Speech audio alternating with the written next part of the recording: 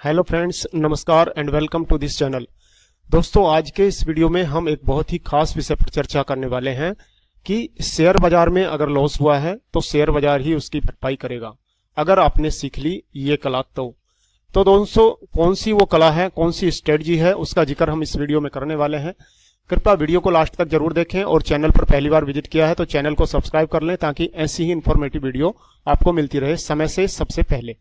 तो दोस्तों, आ गए हम अपने गूगल पेज पर और गूगल में हम सर्च करेंगे निफ्टी 50। निफ्टी 50 सर्च करने के बाद आपके सामने निफ्टी का ये एक दिन का चार्ट पैटर्न ओपन हो जाएगा। इसको आप अलग अलग टाइम फ्रेम के अनुसार यहां से चेंज कर सकते हैं और आइए देखते हैं कि एक साल में निफ्टी ने कैसा रिटर्न दिया है। एक साल में निफ्टी ने 11.06% रिटर्न दिया है, जो कि काफी अच्छा रिटर्न होता है। बैंक से तो काफी अच्छा है ही, बैंक तो कोई भी 7 से 8% से ज्यादा नहीं देती है। तो मैं खास विषय जो मैंने आज का बनाया है उसकी चर्चा करने के लिए आइए जानते हैं निफ्टी का मैक्सिमम चार्ट। तो दोस्तों, यह है निफ्टी का मैक्सिमम चार्ट और 1999 जनवरी 1 जनवरी 1999 से अभी तक का ये चार्ट है, 2025 तक का, आज की डेट तक का। तो इसमें मार्केट ने कितनी बार गिरावट दिखाई है आप इस चार्ट में देख सकते हैं कि कितनी बार मार्केट गिरा है, कितनी बार वापस उठा है। तो इसमें मैं यही बताने की कोशिश कर रहा हूं कि जब भी मार्केट गिरता है अपॉर्चुनिटी तलाशो, पैनिक होकर अपने स्टॉक्स को मत बेचो। कई बार बताया मैंने कि पैनिक होकर नहीं बेचना है, अच्छी अपॉर्चुनिटी तलाशना है। अब मैं देखो बड़े बड़ी गिरावट के बारे में आपको बताता हूं कि किस कारण से वो गिरावट आई थी और क्या उसके कारण थे, किस तरह के इन्वेस्टमेंट वालों को ज्यादा फायदा हुआ। आप किसी भी एक छोटे से डाउनफॉल को देखोगे तो काफी 14-15% की गिरावट आपको दिख जाएगी। देखो यहाँ पर कितनी 22% की गिरावट आपको दिख रही है, 22.86%। तो मैं यहाँ पर सिर्फ बड़ी बड़ी 2-4 गिरावटों का चर्चा करने वाला हूँ। दोस्तों, सबसे पहली और बड़ी गिरावट है 2007 में। दिसंबर 2007 से लेकर ये गिरावट रही थी 2009 तक, यानी 2 साल तक लगभग गिरावट रही थी ये, और 50-55% के आसपास ये गिरावट रही थी। तो इसमें दोस्तों इसका कारण क्या रहा था, अमेरिका में मंदी, बहुत बड़ी मंदी आई थी, आर्थिक मंदी अमेरिका में, जिसकी वजह से पूरी दुनिया के मार्केट गिरे थे। तो यहां पर जिन लोगों ने इस हाई लेवल पर खरीदा और उनका पोर्टफोलियो जब डाउन हुआ तो दोस्तों उन्होंने पैनिक होकर बेच दिया, क्योंकि मेहनत की गाड़ी कमाई जब आंखों के सामने रोज कम होती है तो सभी को बुरा लगता है, और नहीं सब्र कर पाए लोग, उन्होंने अपना पोर्टफोलियो बेच दिया। और खरीदा किसने? बड़े लोगों ने, बड़े इन्वेस्टर ने उसको खरीद लिया सस्ते में और उनको वापस फायदा मिला विद इन 2 ईयर्स। अगले 2 साल में 99.28%, यानी लगभग 100%, सीधा डबल हो गया उनका पोर्टफोलियो। तो दोस्तों, ये होता कला, जिस कला की मैं बात करने वाला हूं। गिरावट में बेचने की बजाय पेशेंस रखो, ध्यान केंद्रित करो, किस कंपनी में मुझे निवेश करना चाहिए, इस गिरावट में कहां से मुझे फायदा उठाना चाहिए। तो दोस्तों, कितनी भी बड़ी मंदी आ जाए, मंदी में क्या होता है, लोग ऐसी चीजों में निवेश नहीं करते हैं, होती है दोस्तों सदाबहार।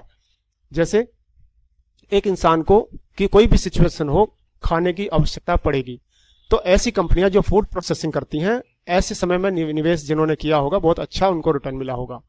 उसके साथ साथ दोस्तों दवाइयां एक ऐसी चीज है, हर सिचुएशन में इंसान को जरूरत पड़ती है, तो ऐसी कंपनियों में भी अच्छा रिटर्न मिला होगा। तो यह मैं बताने की कोशिश कर रहा हूं कि इस गिरावट से आपको पैनिक होने की बजाय अच्छी कंपनियों में निवेश करना है और आपको निश्चित रूप से फायदा होगा। यहां पर देखो विद इन 2 ईयर्स 124-125% का रिटर्न मिला है। उसके बाद दोस्तों 2015 की गिरावट, जिसमें मैं भी फंसा था। 2015 में मैंने भी यहां पर एक इन्वेस्टमेंट किया था और मेरा पोर्टफोलियो कुछ ही दिनों में, 2 से 3 महीने में 25 से 30% डाउन चला गया था। लेकिन मार्केट तो यहाँ पर सिर्फ 14-15% ही था। मेरे स्टॉक अच्छे नहीं थे, अच्छी कंपनियों के नहीं थे, इसलिए मैंने उनको यहाँ पर पैनिक होकर बेच दिया और साइलेंट होकर बैठ गया, मार्केट को दोष दिया कि मार्केट तो भैया नुकसान देता है। उसके बाद दोस्तों जब मैंने फिर से मार्केट को देखना शुरू किया तो मार्केट लगातार बढ़ रहा था। फिर मैंने 2016-17 के आसपास फिर से निवेश किया और मुझे कुछ अच्छा रिटर्न मिला। लेकिन फिर क्या आ गया, मिस्टर कोविड भाई जी आ गए और कोविड ने फिर से मेरे पोर्टफोलियो की चौपट कर दिया। लेकिन यहाँ पर थोड़ा मैं कुछ सीख चुका था, 5-6 साल मुझे मार्केट में हो चुके थे, तो मैं यहाँ पर पैनिक में अपना पोर्टफोलियो नहीं बेचा। मैंने सबसे पहले वो स्टॉक बेचे जो मुझे प्रॉफिट दे रहे थे अच्छा, तो वहां से मैंने कुछ प्रॉफिट बुक कर लिया और जो मेरे स्टॉक लॉस में थे उनको मैंने वैसे ही छोड़ दिया, वेट किया, और जैसे ही वो बहुत डाउन हुए उनमें थोड़ा सा निवेश और करके उसे मैंने एवरेज कर दिया। कुछ पैसा बचा तो मैंने कुछ दिन तक उसको बचाए रखा और शांत रहा। फिर मेरे दिमाग में आया कि भाई इस इतनी बड़ी दुनिया में क्राइसिस है, पैनिकता है, माल तो तभी बिकता है ना जब कोई खरीदने वाला सामने हो। तो जब सब लोग बेच रहे हैं तो कोई तो है जो इसे खरीद रहा है। तो ये सोचकर मैंने सोचा जब कोविड सबको ले ही जाएगा तो इस पैसे का होगा क्या। मैंने वो पैसा फिर से निवेश किया और मुझे लगभग 1 से 1.5 साल में ही बहुत अच्छा रिटर्न यहाँ पर मुझे मिला। और आप देख सकते हैं कि इस लेवल से मार्केट ने 2020 से 2022 तक ही जो है सीधा पैसा डबल कर दिया। 108% 2 साल में ही, यानी डबल कर दिया पैसा। तो जिन लोगों ने यहाँ पर निवेश किया उन्होंने अच्छा पैसा कमाया। और निवेश के लिए भी कॉमन मैन के दिमाग से जिसने सोचा कि भाई दुनिया में क्राइसिस है, मेडिकल की इमरजेंसी है, हर अस्पताल भरा हुआ है, तो सबसे ज्यादा प्रॉफिट किसको होने वाला, किसकी डिमांड बढ़ने वाली है? ऐसी कंपनियों की दोस्तों जो मेडिकल इक्विपमेंट बनाती हैं, ऑक्सीजन बनाती हैं, दवाइयां बनाती हैं, या फिर जो पीपी किट बनाती हैं, ऐसी दवाइयों की ऐसी कंपनियों में निवेश जिन लोगों ने किया उनके पोर्टफोलियो तो इन 2 साल में सिर्फ दुगने ही नहीं दोस्तों, 5 गुना, 6 गुना, 7 गुना हो गए। लेकिन इसके लिए जरूरत पड़ता है थोड़ा रिसर्च करने की। अच्छी कंपनियां ढूंढना इतना आसान नहीं है दोस्तों, इसके लिए सीखना पड़ता है, कला की जरूरत पड़ती है। उसके लिए अलग से वीडियो बनाएंगे। अगर आप सीखना चाहते हैं तो हमारे चैनल को सब्सक्राइब कर लीजिए ताकि वो ऐसी वीडियो आपको जल्द ही मिल जाएगी।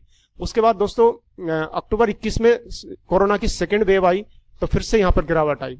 लेकिन जिन लोगों ने होल्ड किया था उन्होंने फिर से अपना पोर्टफोलियो सेल किया और जो बड़े निवेशक है उन्होंने खरीदा और फिर से मार्केट यहाँ से फिर से ऑल टाइम हाई पर पहुंच गया 2025 में। 2024 के लास्ट में ऑल टाइम हाई पर था। और यहाँ पर आप 1 साल का चार्ट देखेंगे तो इस लेवल से, यानी सितंबर से मार्केट गिरना शुरू हुआ था और गिरते गिरते यहाँ तक आया। और उसके बाद इंडिया पाकिस्तान का कन्फ्लिक्ट हुआ, जो है युद्ध की स्थिति बनी, तनाव हुआ। उसके बाद लोगों ने बहुत पैनिकता से अपना जो पोर्टफोलियो बेच दिया कि एक तो अमेरिका ने अंधाधुंध टैरिफ लगाया अलग अलग देशों पर, उसकी वजह से पोर्टफोलियो काफी गिर चुका था। उसके बाद अब इंडिया और पाकिस्तान का युद्ध तो कमर ही तोड़ देगा, इसलिए लोग डर गए, लोगों ने बेच दिया। और मार्केट देखो कुछ ही दिनों में कितना अच्छा रिकवरी दी है, 13% मात्र 7 अप्रैल 2025 से 16 मई 2025, यानी 1 महीने, 1.25 महीने में ही 14 से 15%। ये तो मैं निफ्टी के चार्ट की बात कर रहा हूं दोस्तों। जिन्होंने अच्छी कंपनियों में निवेश किया, ऐसी कंपनियों में निवेश किया कि उस स्थिति को समझा कि युद्ध की स्थिति में कौन सी कंपनियों की डिमांड बढ़ेगी। तो दोस्तों मैं बता दूं आपको, युद्ध की स्थिति में ऐसी कंपनियों की डिमांड बढ़ती है जो एयरक्राफ्ट बनाती हैं, हेलीकॉप्टर बनाती हैं, उनका मेंटेनेंस करती हैं, ऐसी कंपनियां।